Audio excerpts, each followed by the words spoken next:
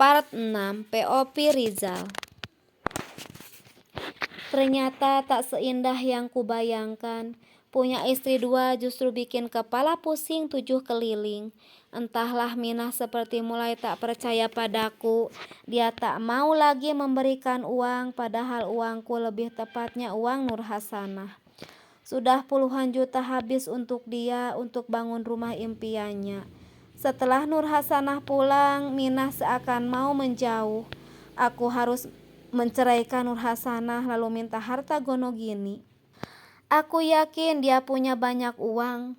Konon dia mau beli kebun sawit. Semoga jadi dia beli sebelum cerai, sehingga sawit itu milik kami bersama. Bang, pinjam uang dulu. Bang, pinjam uang abang dulu. Aku mau beli motor, kata Rina di suatu sore. Motormu mana? Dijual Kak Canak. Aku tak sampai hati melihat wajah memelas adik kesayanganku ini. Dia adikku satu-satunya, tak tega rasanya melihat dia sedih. Kenapa Nur Hasanah sampai hati menjual motor itu? Tak tega melihat Rina. Aku berinisiatif meminjam ke rentenir dengan agunan surat rumah orang tua. Akhirnya aku dapat pinjaman 30 juta. Kubelikan motor untuk Rina. Harapanku untuk membayarnya hanya Nur Hasanah. Aku yakin dia tak akan tega melihat rumah mertuanya diambil rentenir. Seminggu berlalu, Nur Hasanah akhirnya minta cerai. Aku dapat panggilan dari pengadilan agama. Ada rasa senang, aku akan tuntut harta gono gini, bagaimanapun ceritanya. Harta yang didapat selama berumah tangga adalah harta bersama. Bila cerai akan dibagi 2. Hakim dengan cepat mengabulkan permohonan cerai Nur Hasanah. Akan tetapi aku sial. Ketika aku minta harta gono gini, hakim bertanya harta yang mana. Aku lupa tak ada harta. Semua uang yang dia kirim justru ku bangun rumah untuk Minah. Ketika aku bilang kebun sawit dan rumah yang di depan rumah kami, hakim minta bukti itu harta kami. Tentu saja aku tak bisa buktikan. Kebun itu belum dibeli Nur Hasanah, rumah itu juga belum dibayar. Yang dihitung justru rumah Minah. Hakim memutuskan setengah dari rumah itu harus diberikan kepada Nur Hasanah. Resmi cerai. Nur Hasanah tetap di desa ini. Dia tak pergi juga. Dia kini tinggal di depan rumah ibuku. Akhirnya kugunakan untuk merayu Nur Hasanah supaya uangnya dibagi bareng sedikit saja. Ternyata berhadapan dengan ibu, Nur Hasanah seperti tak tega. Ibuku selalu berhasil meminta uang pada Nur Hasanah. Suatu pagi ketika aku berada di rumah Minah, Nur Hasanah datang. Dia datang sambil membawa berkas putusan dari pengadilan. Aku datang mau minta bagianku. Seperti kalian tahu, rumah ini setengahnya adalah hakku, kata Nur Hasanah. Dia datang bersama kepala desa. Entah kenapa kepala desa kami selalu dukung Nur Hasanah, padahal mantan istriku itu bukan lagi warganya. Enak saja, ini rumahku ya, tanah ini tanah orang tuaku, kata Minah sewot.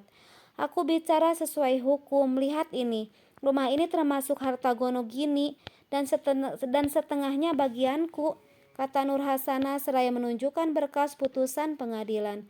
Gak guna berkas-berkas begitu, pokoknya ini rumahku. Aku bangun pakai uang suamiku, kata Minah.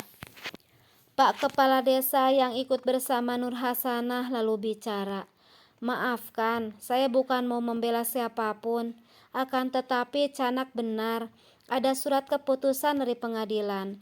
Jadi saran saya kalian berdamai saja. Rumah ini ditotal harganya, baru dikurangi harga tanahnya. Berapa? Kemudian dibagi berdua sama Rizal dan Nur Hasanah, kata Bapak Kepala Desa. Tidak bisa, tak akan sudi aku bayar sepeser pun. Ini rumahku, tanahnya tanah orang tuaku. Yang bangun suamiku, apa hak kalian mau minta? Kata Minah.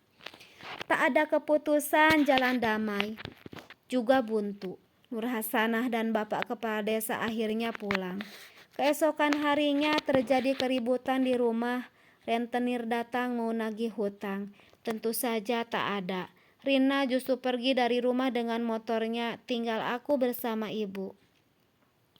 Janjinya 1 bulan, ini sudah mau 2 bulan, kata rentenir itu. Iya bu, kami akan bayar bulan depan, jawabku kemudian. Bunganya akan bertambah. Ya, apa boleh buat, kami kasih keringanan sampai bulan depan. Bila tak juga dibayar, rumah ini terpaksa kami sita, kata rentenir itu. Sepeninggal rentenir, ibuku menangis. Anak seperti apa kalian ini? Mama jadi tak tenang di rumah sendiri. Semua demi kalian. Udah jual saja rumah ini. Mama akan pulang ke tempat nenek kalian. Suka-suka kalian lah, kata ibu. Dijual? Siapa yang mau beli? Lalu aku teringat Nur Hasanah. Jika dia yang beli, mungkin ibu dan adikku masih bisa tinggal di rumah ini. Mak, jual saja sama si Canak, kataku akhirnya. Ya Allah, kau memang niat jual ya, kata ibu. Daripada kita diteror rentenir terus, kataku. Ibu akhirnya pergi ke rumah depan, di mana Canak tinggal untuk sementara. Rina juga sudah pulang. Bang Rijal, kurasa Kak Canak ada apa-apanya sama kepala desa kita itu, kata Rina. Ada apa-apa bagaimana? Tanyaku heran. Kepala desa itu kan duda, dia suka sama Kak Canak, makanya dia dukung terus, kata Rina. Wah, apa iya? Mungkin itu juga alasan kenapa Nur Hasanah tetap bertahan di desa ini. Kita adukan saja ke camat, Bang. Bilang istrimu selingkuh dengan kepala desa, pasti akan heboh, kata Rina.